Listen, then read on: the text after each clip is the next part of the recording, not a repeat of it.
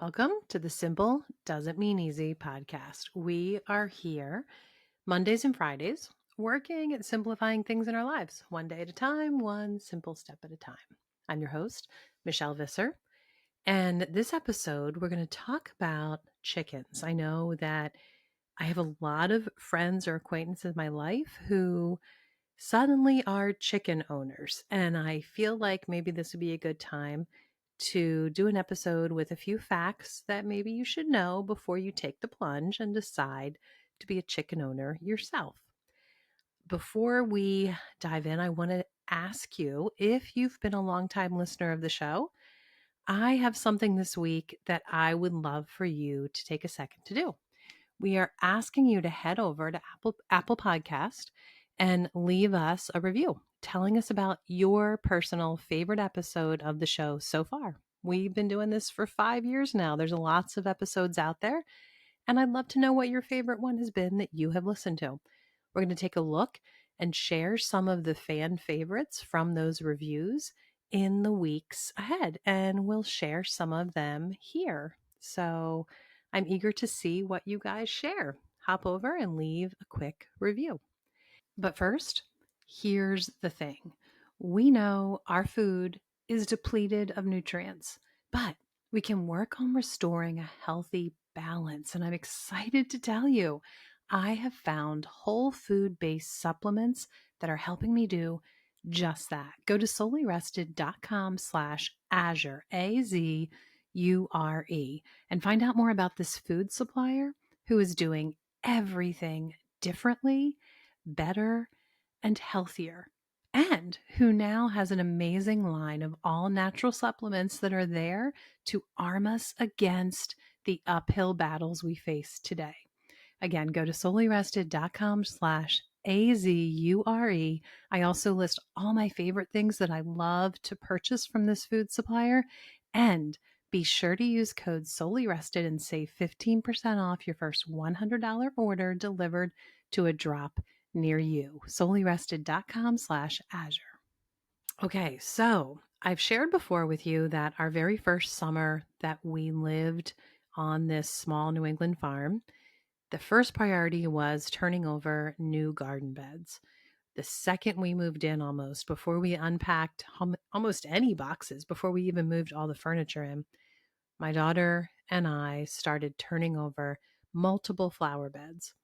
And we planted fruit trees, and we just did a lot of things on the property that first summer. Well, throughout the fall and winter, the first fall and winter here, my daughter was reading a whole lot about homesteading animals and homesteading chickens. And before we even started to near our second summer, I mean, as soon as the snow started to thaw in early spring, we found ourselves to be chicken owners. My daughter found someone that was actually giving away some chickens and some meat rabbits all in one swoop. We went, met with the lady, picked up how many cages full? I think we had 3 cages with us to bring home, the meat rabbits, one in each cage, and the 3 chicken in another. And we felt like, well, my daughter felt like a very proud homesteader driving home. I personally felt a little intimidated and a little overwhelmed, like, what have we gotten ourselves into? But she had done a lot of reading and she was ready. She really was. That first set of chickens that we had were 3 sisters who were black stars. And we also adopted a rooster soon after, and that's a whole different story. Maybe if you guys are interested, we could do an episode simply about roosters. I have a lot I could tell you. I've learned a lot over the past 11 years about roosters. um, and anyway, so within, I don't even know, maybe a few weeks or a month, I sat down and wrote out 10 things that I thought everyone should know before they get chickens, as I learned some things as we went along. So I thought today it would be fun to pull up that article that I skimmed very quickly, but I have not actually read probably in 8 years now. And go through the points. I think it's 10 points, unless my title didn't match the article. I think it was 10 points. So as we read through them, I'm going to give you my thoughts now. I thought this might be kind of fun. My honest, upfront thoughts 10 years later, if these points are valid, if I knew what I was talking about, and maybe add on some extras. So here we go. Number one. For one thing, hens are beautiful. As a city girl, I never noticed this before. That is very true. I do remember thinking, I had no idea how much it would bring me joy to see these pretty birds walking around and free ranging around the house and the property. I never knew chickens were pretty. I also didn't know there's so many varieties of chickens. So that is very true. They, like I think I said, did I just say they were black star chickens, and they were just a really pretty combination of gold and black, striking actually. So that's something that's an added bonus if you get chickens. They really do make some pretty lawn ornaments in a way. Number two, hens lay beautiful eggs. As a city girl, I never tasted this fact before. That's interesting the way I wrote that, but it's true. They do lay beautiful hens that do taste good. I mean, beautiful eggs. Um, I show a picture of 3 eggs, and they're pretty different colors. It's amazing because they're all from the same variety of hen, but even from hen to hen, you will see a variety of color and even some slightly different size from day to day. The sizes can be different. Number 3. In fact, each hen lays her own, oh, here we go, uniquely colored, beautiful egg. Our hens are all the same breed, black stars, and they are all 3 sisters, yet each one's egg is unique color. There you go. And number 4, the eagerness to know if each day's bounty has been laid is enough to have teenage daughters rise early with anticipation. Both the one who adopted the feathered pets and the one who has been grafted into the excitement. Very true. It's a great benefit if you have, I mean, actually any age kids. I was going to say like young teen to teen, but definitely middle school age and maybe even toddlers, honestly. It could be quite a nice adventure for them to have some responsibility, and they actually really enjoy it. It's pretty exciting to collect eggs. I've been doing it over 10 years, and it's exciting to pull the eggs out of the boxes and walk them back to the house. So that is true. Number 5, the thought of catching a hen is seen as an intriguing sport to a labradoodle, but disciplined trainers can teach the creatures to cohabitate in peace. More on this in the future because we are still working on it. Asterisk. And then I added, happy news, our training has yielded great success. Read about the training techniques in this article. So I will link to the article I'm reading from right now, as well as the training your dog article in the show notes. But again, that is very true. We did not realize that day we came home driving in the van, and all the things I thought of that I was a little nervous about, never once did it cross my mind that Bixby would be a problem for us. Never once did it cross my mind, oh, am I going to need to worry about the dog attacking the chicken? Because we knew all along we wanted them to be free ranging. And that's a whole nother thing that maybe we'll get into that later. But knowing that, I should have really realized that maybe Bixby would have some hesitation and maybe this would be a problem, but never crossed my mind. Good news is it definitely was trainable. Bad news is I think we spent at least a month on that pretty religiously on a daily basis working on it. And Bixby is a really trainable good dog. So a dog with a different personality, I could see it being close to impossible maybe, but if you have a trainable dog, 100% guarantee you it's not a problem. You can train them, and I give you all the tips for that so that they do not attack your chickens. Number 6. No, was that number 6? That was 6. Number 7. On a homestead, no scraps are thrown away ever. Most are wonderful treats for the hens. The scraps that the hens can't have, like caffeinated coffee, tea grinds, avocados, salty snack foods, potato peels, and citrus, all go to the compost pile. Hens also shouldn't have chocolate. But let's face it, that never gets thrown away around here. Okay. What I did not know when I wrote that, that's kind of totally right, but kind of wrong in the sense that I wasn't realizing that, chickens love the compost pile. So don't think because you throw something there, they're not going to be able to access it, because they will. And it's their favorite place to be. But on the other hand, I love it that it's their favorite place to be, because they literally rotate our compost for us. We never have to do anything. It's totally hands off. We put our food scraps there and the chickens do all the work. We never have to touch it. And within a month, we have wonderful black dirt instead of the gross food that we threw in there. And it's really good entertainment for them. It's actually enriching for them to have this place to go to do this scavenging that they love. So on one hand, you might think, well, wait a minute, Michelle, that's bad though, because if you're putting your coffee grinds there and they're not supposed to eat coffee, that's a problem. The fact is that I also didn't know back then, chickens are really freaking smart.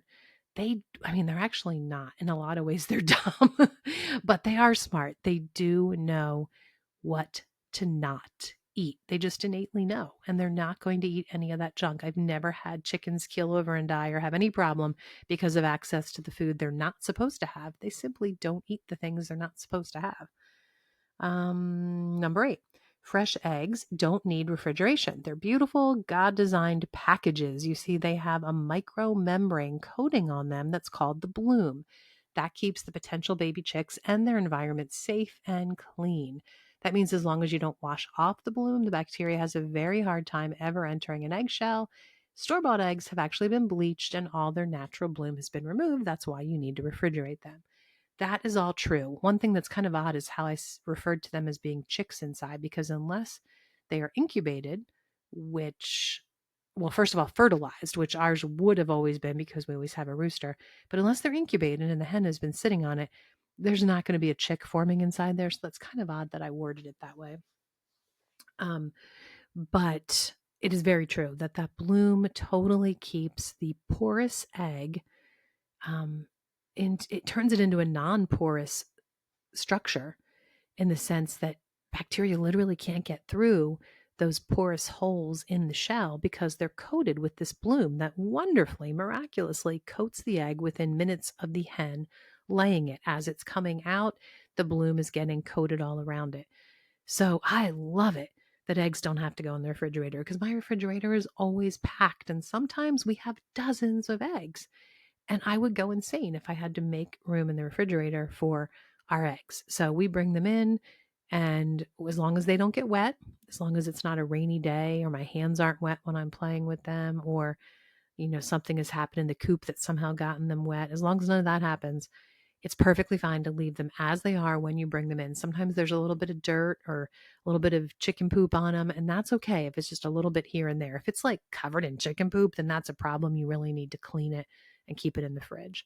But just little bits of dirt is not a problem. As long as the egg is dry, you can simply store it at room temperature. And it's a huge game changer. I love that fact. Oh, and one more thing. If you love a good cup of coffee, you really want to check out another sponsor. Go to jporganiccoffee.com. It stands for Java Planet.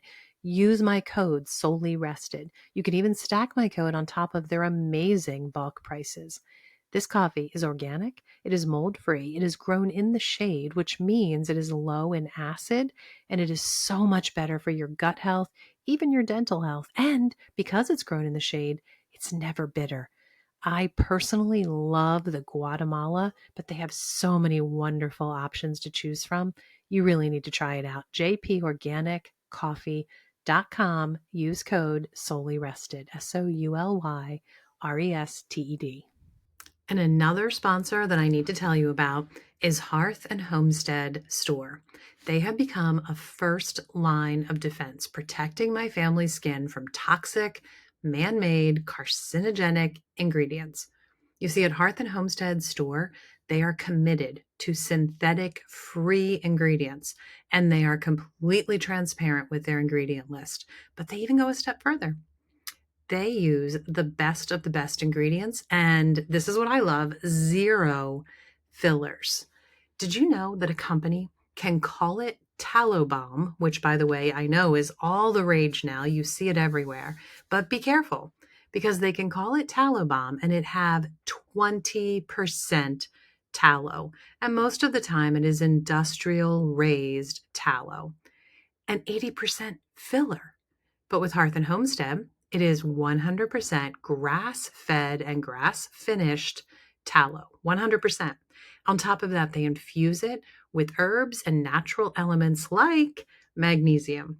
Bill and I and my mother-in-law love the magnesium butter. It genuinely took away my mother-in-law's restless legs, and it is so great at soothing sore muscles. I love the face serum. I love so many of the soaps. I love the perfume. It's all natural. You know what? You just need to go see. Either go right to Hearth and Homestead store, or if you want to see my personal favorites, go to soulyrested.com/soap, SOAP, and be sure to use code SOULYRESTED to save 15% on your entire order, every order. And if you're spending over 100, the shipping is free. You can't beat it. Hearth and Homestead store. Number 9, hens need calcium in their diet to produce strong cells. The best source of that calcium is actually their own eggshells. You do want to be sure to crush them up so the hens don't realize the yummy tastiness is their own byproduct, because then the hens will start eating their eggs as they lay them, leaving none for you. So that's kind of true. Definitely, I still feed them back their eggshells. And in fact, if I usually actually don't go any effort at all to feed them their eggshells. I usually simply put them in the compost and they go right for them. They love eating the eggshells out of the compost bin. But what I do is I will stomp on them all. I like to try to remember to have on yucky shoes when I'm taking food down to the compost, because it can get kind of messy to go through and stomp on all the eggshells. But I crush them because I think there might be truth to what I was saying there. I was very confident of it when I wrote that if you feed eggs whole or half shells, they're going to wind up to be egg eaters. I'll tell you why I was confident of it. My grandfather always said that. My mom would tell me many times to never feed eggs to a hen. Daddy always said that they will become egg eaters. And she said, and when we got an egg eater, Daddy right away would kill them, because you can't train it out of them. Once they get a taste of an egg, they're never going back. So I'm not sure if there very well could be some truth to that, for sure. But I have found in my experience that sometimes a hen will eat an egg for a whole different reason.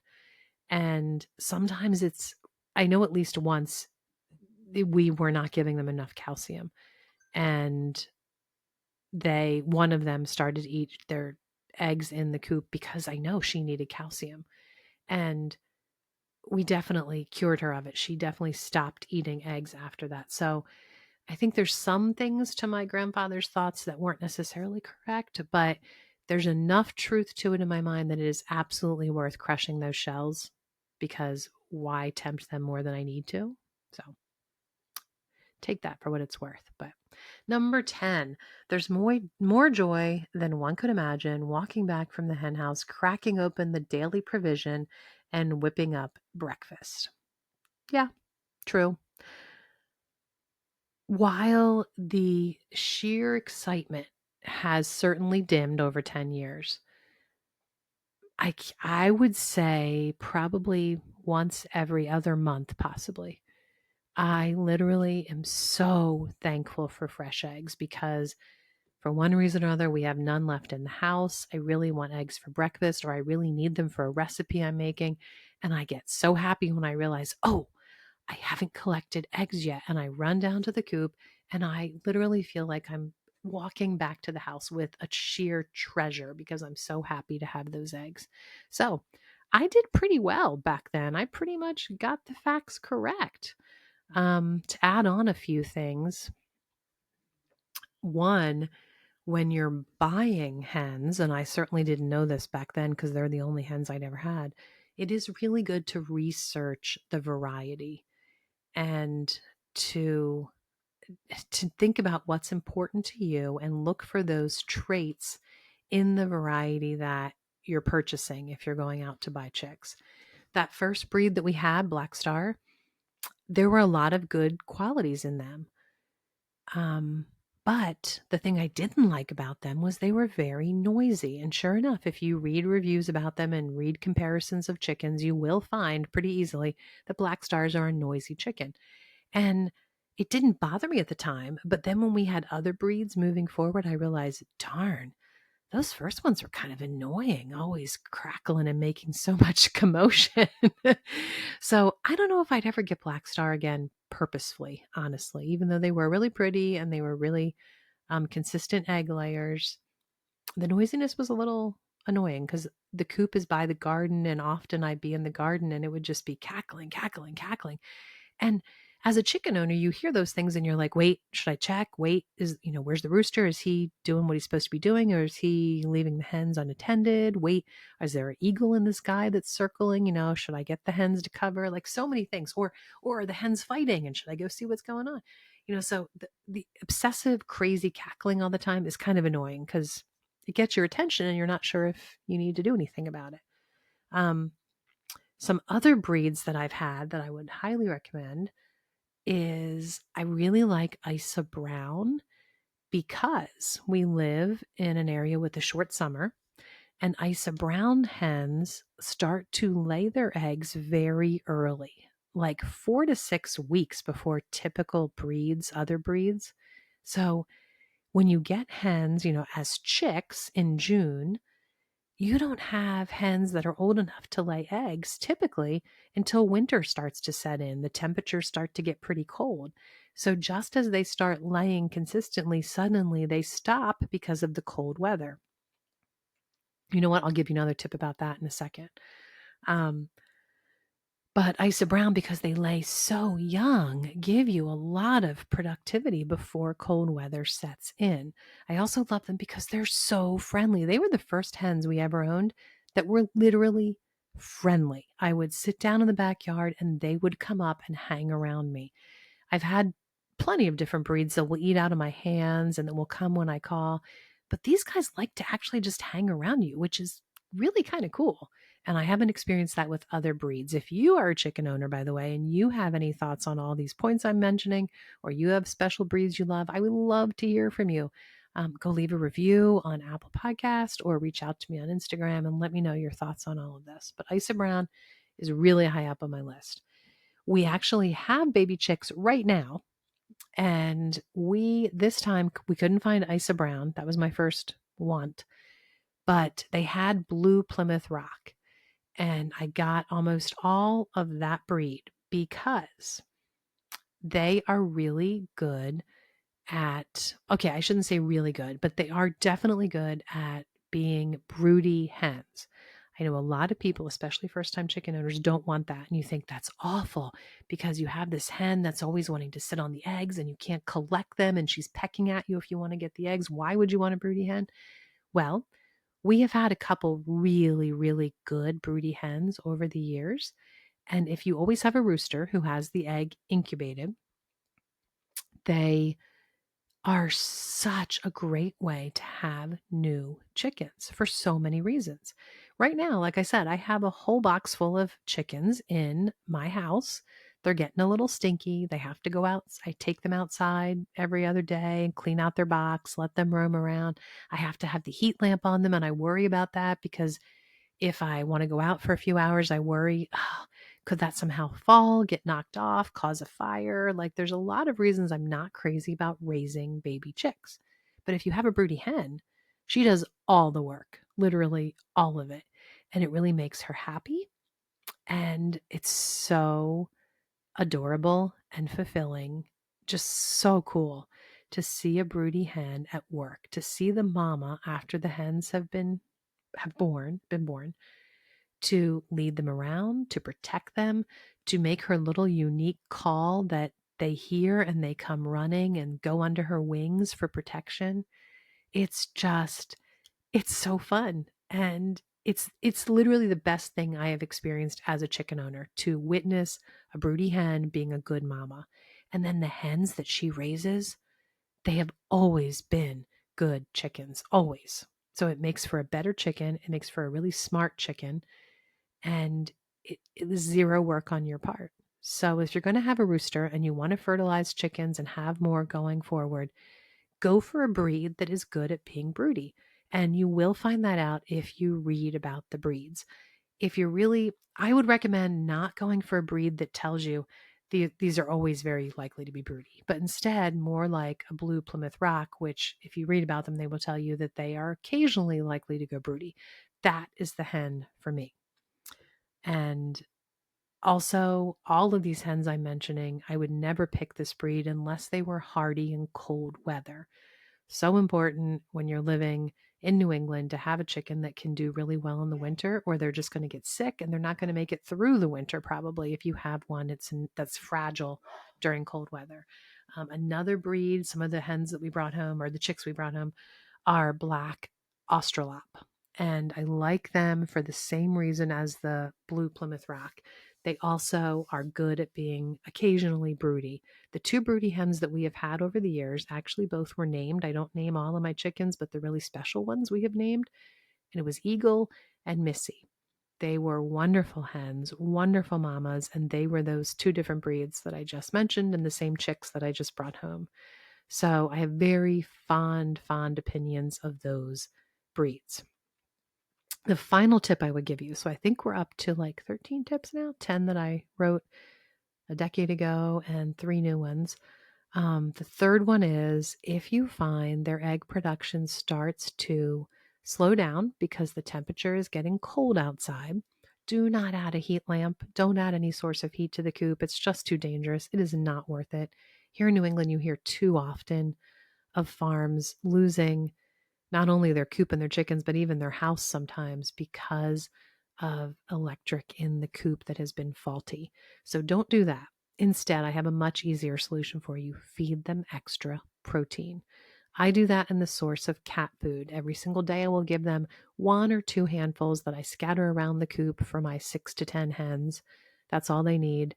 And that gives them the protein that they need, that their body can produce the eggs and also stay warm. So there you have it. That's my thoughts. Let me know what other questions you might have. If I should do some more episodes, we can definitely talk about training dogs around chickens. We can definitely talk about roosters, why you'd want to have it, and all the things you should know about them. But anyway, there you go. Those are the 13 things I think you should know if you are considering getting some chickens. So thanks for listening, friends. Don't forget, by the way, take a second, tell us one of your all-time favorite episodes over on Apple Podcast. Leave a review and let me know what your all-time favorite one was.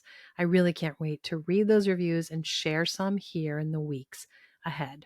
And remember, it is easy to forget how blessed we are to live this life. So enjoy the simple, everyday efforts. It's not easy, but it is definitely a good life.